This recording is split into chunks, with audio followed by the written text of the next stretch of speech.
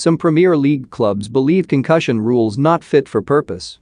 A number of Premier League clubs believe that permanent concussion substitutions are not fit for purpose and that a tipping point has been reached following the sickening head injury to Leeds defender Robin Koch.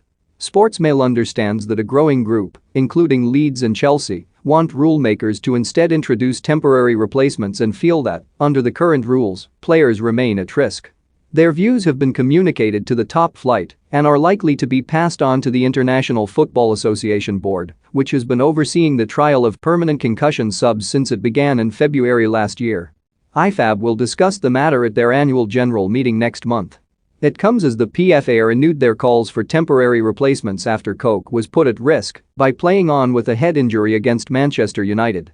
The Germany international clashed heads with Scott McTominay in the 13th minute of Sunday's clash with Manchester United at Elland Road, but after his wound was bandaged up by club medics, he controversially stayed on the pitch.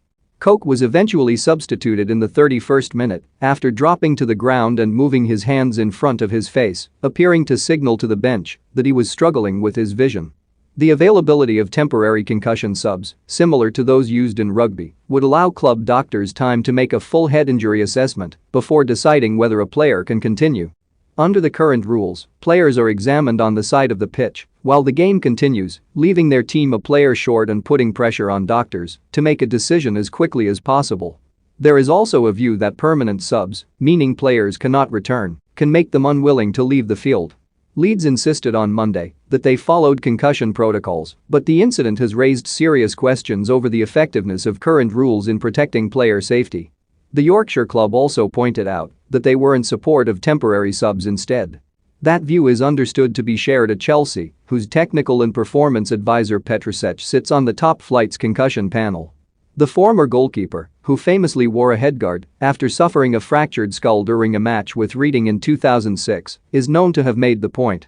Others hold a similar view, while some wish to wait until the end of the trial before making their feelings known, but there is a belief that the Koch incident could be seen as a tipping point. Last year, the FA and Premier League introduced additional permanent concussion substitutions on the recommendation of IFAB, allowing clubs 2 extra replacements if players show signs of a head injury. However, the PFA and FIFPro, the World Players Union, instead wanted temporary concussion subs. The injury to Leeds United's Robin Koch demonstrates again that the current concussion protocols within football are failing to prioritize player safety, said the PFA in a strongly worded statement. As the representative voice of players in England, we have been clear to IFAB that we want to see the introduction of temporary concussion substitutes. Put simply, the current rules set by IFAB are not working and players are being put at risk.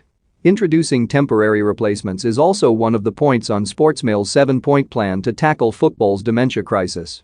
Sportsmail columnist Chris Sutton said, "Football doesn't care about its players.